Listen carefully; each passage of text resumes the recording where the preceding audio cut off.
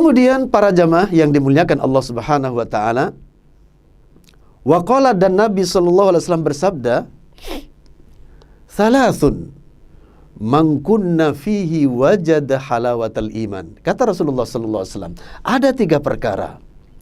Barang siapa yang 3 perkara itu ada padanya, maka dia akan mendapatkan manisnya iman, akan mendapatkan lezatnya iman.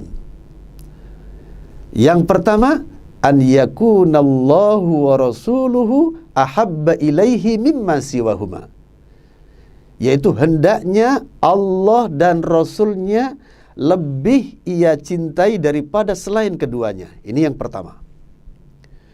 Yang kedua,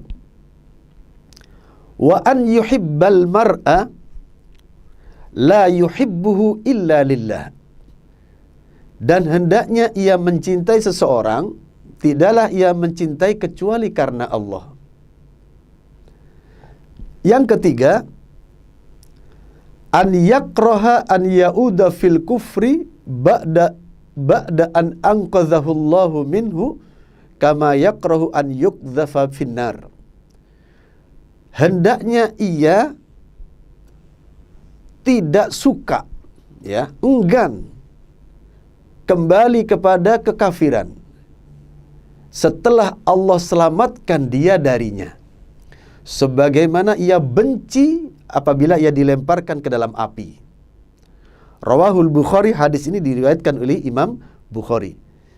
Inilah kriteria, 3 kriteria tentang halawatul iman. Barang siapa yang menyikapi imannya dengan 3 sikap ini, maka benar-benar akan merasakan lezatnya iman. Yang pertama para jamaah, Allah dan Rasulnya harus lebih dicintai daripada keduanya. Konsekuensinya sebagaimana yang kita terangkan tadi. Kemudian yang kedua, hendaknya ia mencintai seseorang, tidaklah ia mencintai kecuali karena Allah. Di sini hubungannya dengan mencintai dengan sesama.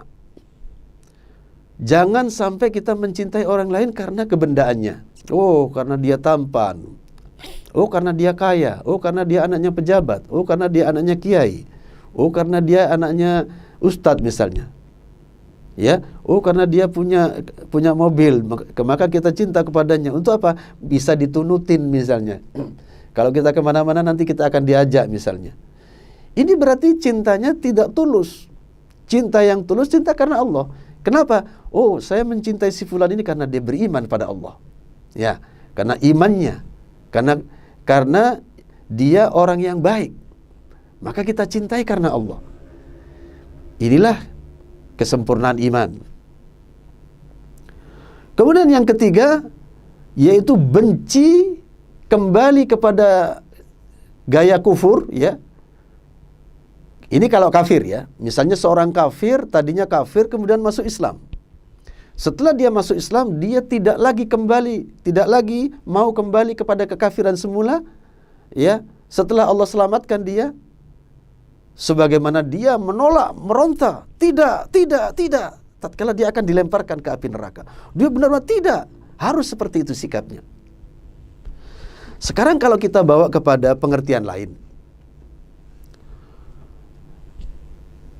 benci atau enggan kembali kepada kekafiran. Nah, sekarang kita bawa kepada nuansa lain. Misalnya apa? Contoh misalnya, dulu kita metal misalnya. Ya, jarang sholat, terus pergaulan gak sehat misalnya.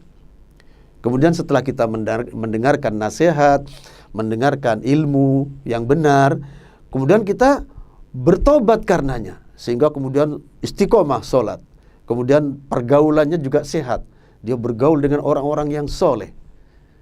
Nah, dia benci untuk kembali kepada hidup yang metal tadi, kepada keadaan yang tidak istiqomah tadi, sebagaimana dia benci apabila dilemparkan ke dalam api. Ini gambaran lain para jamaah. Atau seorang pemuda yang tadinya pemabuk berat, pemabuk, pejudi, ya, pencuri, ya, nyopet, ikut ngerampok misalnya, ya, malak orang misalnya. Begitu dia mendapatkan petunjuk dari Allah dan kemudian dia bertobat kepada Allah, maka dia benci untuk kembali lagi kepada peminum, kepada malak, kepada perampok, kepada dan sebagainya itu, sebagaimana dia benci, ya tidak mau, menolak ketika dilemparkan ke dalam api. Dan begitu seterusnya. Inilah yang akan menentukan diri kita untuk mencapai halawatal iman. Ma'asyiral muslimin rahimani wa rahimakumullah. Maka mencintai Allah dan Rasulnya, kemudian mencintai sesama karena Allah, dan benci untuk kembali kepada kenegatifan yang sebelumnya kita juga melakukan setelah bertobat. Hal ini yang akan memicu kita untuk mendapatkan halawatul iman, manisnya iman. Kemudian